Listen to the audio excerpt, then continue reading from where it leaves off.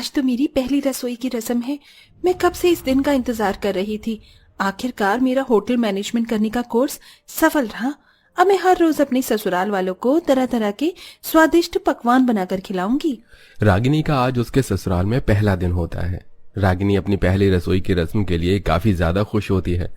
रागिनी जल्दी से किचन में जाकर पहली रसोई की तैयारी करने लगती है कि तभी रागिनी की जेठानी सुषमा किचन में आती है। अरे भाभी, अच्छा आप आ गई। मैं कब से काजू बादाम ढूंढ रही हूँ, लेकिन कहीं पर भी नहीं मिल रही है। अब खीर बिना काजू बादाम के थोड़ी ना अच्छी लगती है। रागिनी, तुम ये सब क्या कह रही हो? किसने कहा है तुम्हें ये खीर और पकवानों की तैयारी करने के लिए? भाभी, आज मेरी पहली रसोई की रस्म है तो मुझे तो ये सब करना ही था। अगर ये सब माँ जी ने देख लिया तो तुम्हारी खैर नहीं। इतना कहकर सुषमा पकवानों के लिए गए सारे सामानों को उठाकर वापस रखने की लगती है कि तभी वहां सुषमा और रागिनी की सास रेखा आ जाती है। ये सब क्या हो रहा है और ये इतना सारा दूध कहाँ से आया? माँ जी, वो आज मेरी पहली रसोई की रस्म है ना, इसीलिए सोचा सबसे पहले आप लोगों के लिए खीर बना देती हूँ। बहू, तुम अभी नई हो, इसलिए तुम्हें हमारे घर के रीति रिवाज के बारे में नहीं पता। हमारे घर में साल भर में खीर बस एक ही बार बनती है, वो भी दिवाली पर, जिसमें हम दूध का नहीं बल्कि दूध के पाउडर का इस्तेमाल करते हैं। सुषमा बहू, तुम रागिनी को हमारे घर के खाने के बारे में सब कुछ बता देना।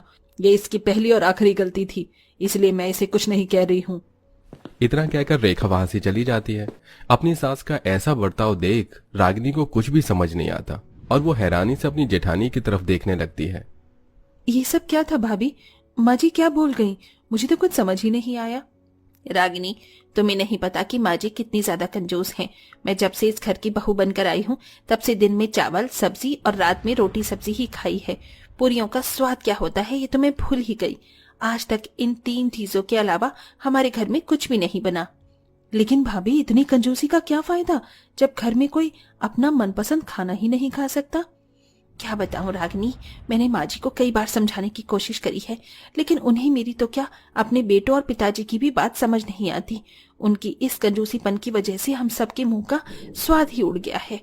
इतना कहकर सुषमा फ्रिज में से लौकी निकाल कर रागिनी को दे देती है और बेचारी रागिनी को अपनी पहली रसोई की रस्म में भी लौकी की सब्जी और चावल बनाने पड़ते हैं, वहीं रात में कद्दू की सब्जी और रोटी।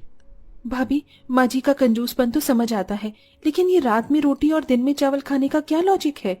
वो क्या है ना, माँ जी को रात में चावल हजम नहीं होते हैं, इसीलिए रात में उनके कहे मुताबिक रोटी बनती है और दिन में चावल। ये ससुराल है या हिटलर की कोई जेल, जो हम सभी कैदी और माँ जी जेलर हैं?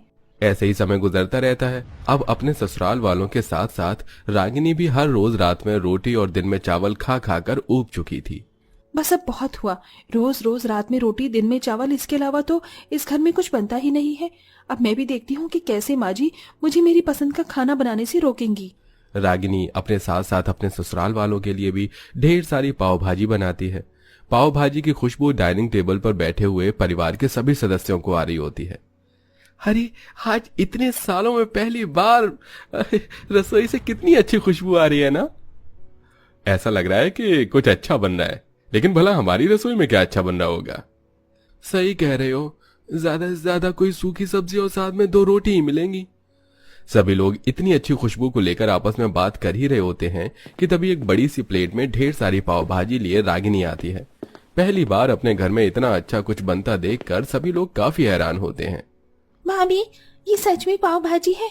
ये मेरी आंखों का कोई धोखा है? मुझे तो यकीन ही नहीं हो रहा है कि हमारी रसोई में रोटी चावल बनने के अलावा आज पाव भाजी बनी है।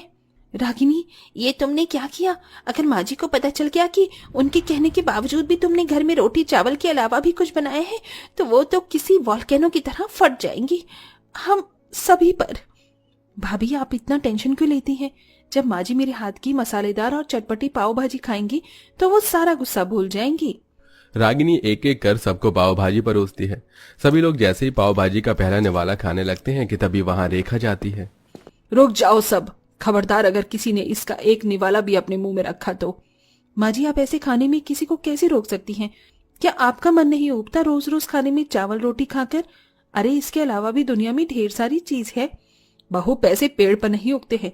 जब से तू आई है तब से ही मेरे घर में ये ड्रामा चल रहा है, वरना आज से पहले कभी किसी का रोटी चावल के अलावा और कुछ खाने का मन नहीं हुआ था। बोलो तुम सब चुप क्यों हो? क्या किसी को सच में ये पाव भाजी खानी है? देखा सब कैसे चुप खड़े हैं। अब जो तूने गलती की है उसकी सजा तुझे मिलेगी। अब से लेकर 3 दिन तक तुझे खाने का एक निवाला भी नहीं मिलेगा। रेखा रागिनी की बनाई हुई सारी पाव भाजी को लेती है और सीधा उसे दुकान पर बेच देती है, जिससे मिलने वाले पैसों को रेखा अपनी तिजोरी में रख देती है। रेखा का स्वभाव शुरू से ही कंजूसपन से भरा हुआ था। हर छोटी से बड़ी चीज में कंजूसपन करना रेखा की अब आदत सी बन चुकी थी। क्या कर रही हो जाने मन? दिख नहीं रहा है, कपड़े तय लगा रही हूँ। अरे बाबा, इतनी सी नाक पर इतना ज्यादा गुस्सा? रागिनी, तुम तो माँ को जानती हो ना। मैं तो क्या घर में कोई भी माँ के सामने खाने को लेकर कुछ नहीं कह पाता। लेकिन तुम फिक्र मत करो, ये देखो मैं तुम्हारे लिए क्या लेकर आया हूँ। Oh my God, pizza! पता है कब से मेरा पिज्जा खाने का मन कर रहा था, लेकिन हम इसे अकेले नहीं खाएंगे। रागिनी और मुकुल सबसे छुपते छुपाते हुए पिज्जा अपनी जेठ जिठानी के कमरे में ले जाते हैं और वहीं पर अपने ससुर और देवर को भी बुला लेते हैं, जिसके बाद सभी लोग मिलकर साथ में पिज्जा खाते हैं। थैंक यू रागिनी, मुकुल, कम से कम तुम्हारी वजह से हमें ये पिज्जा तो नसीब हुआ, वरना माँ के डर से तो मैं बाहर भी कुछ नहीं खा पाता हूँ। एक एक पैसे का हिसाब जो लेती है। ऐसे ही एक दिन। लेकिन क्यों माँ, मैं अपनी फ्रेंड्स को घर पर क्यों नहीं बुला सकती? हर कोई मुझे अपनी बर्थडे पार्टी पर बुलाता है, तो मैं क्यों नहीं? क्योंकि अगर वो लोग आएंगे तो हमें उन्हें अच्छा अच्छा खाना बनाकर खिलाना पड़ेगा, जिसके लिए मेरे पास बिल्कुल भी पैसे नहीं हैं। आखिरकार आप इतना पैसा बचाकर करोगी क्या? अपने साथ क्या भगवान के पास ले जाओगी? आपकी इस कंजूसीपन की वजह से देखना, एक दिन हम सब यूं ही भूखे प्यासे मर जाएंगे। इतना कहकर सोनाली गुस्से में वहां से चली जाती है। सोनाली काफी जिद्दी किस्म की लड़की थी, इसलिए अब वो घर पर से छोटे छोटे चीजों का चोरी करती और उन्हें बाहर बेचकर मिलने वाले पैसों से आए दिन बाहर का खाना खाने लगती। लगता है इतने दिनों तक सिर्फ बाहर का खाना खाने की वजह से सोनाली को फूड पॉइजनिंग हो जाती है और उसकी हालत काफी खराब हो जाती है। भगवान, मेरी बच्ची को क्या हो गया? आज तक तो उसने कुछ भी बाहर का खाया भी नहीं है, तो इसे ये बीमारी कैसे लग गई? आपने कभी हम लोगों के खाने पर ध्यान दिया हो तो आपको पता चलेगा ना कि मैं पूरे 1 महीने से सिर्फ बाहर का खाना खा रही हूँ। और सिर्फ मैं ही नहीं, अब तो घर में हर कोई छुप छुप कर बाहर का खाना खा रहा है, वो भी सिर्फ आपकी वजह से। आपकी हर दिन रात रोटी और चावल की जिद ने हम सबको भूखा ही मार दिया था। आज जो मेरी हालत है ना, उसकी जिम्मेदार सिर्फ आप है। सोनाली की बात सुनकर सभी की आंखें नम हो जाती हैं। देख लिया अपनी कंजूसी का नतीजा। अरे हर रात रोटी, दिन में चावल खा खा कर हमारी बेटी इतनी परेशान हो गई कि उसने बाहर का खाना शुरू कर दिया, वो भी इस कदर कि उसकी हालत ये हो गई है। माँ जी, हमने आपको कितनी बार समझाया, लेकिन आपने कभी हमारी बात नहीं सुनी और सिर्फ अपनी मनमानी करती रही। देख लिया अपनी मनमानी का नतीजा। माना मैं कंजूस थी, लेकिन ये सब पैसे मैं अपने लिए नहीं बल्कि तुम सब के लिए बचा रही थी कि अगर भविष्य में हमें कोई परेशानी आई तब हम इन पैसों का इस्तेमाल कर सके। पर मुझे नहीं पता था कि मेरी वजह से एक दिन ये हो जाएगा। आप सब लोग मुझे माफ कर दीजिए। अब से मैं कभी भी अपने कंजूसीपन की वजह से आप लोगों को तकलीफ में नहीं रहने दूंगी। रेखा की बात सुन घर में सभी लोग काफी खुश होते हैं। आज सही मायने में मेरी पहली रसोई की रस्म होगी। आप सब लोग बस मुझे थोड़ी देर दीजिए, मैं आप सभी के लिए कुछ अच्छा बना कर लाती हूँ। रागिनी किचन में जाती है और सभी के लिए तरह तरह के स्वादिष्ट पकवान बनाती है। इतने समय बाद घर में बना हुआ इतना अच्छा खाना खाकर सभी लोग काफी खुश होते हैं, जिसके बाद अब आए दिन खाने में रोटी चावल के अलावा भी तरह तरह के पकवान बना करते थे और अब पूरा परिवार हंसी खुशी खाना खाता है। आपके घर में सुबह और शाम को खाने में क्या बनता है? कमेंट करके खाने का नाम जरूर बताइएगा।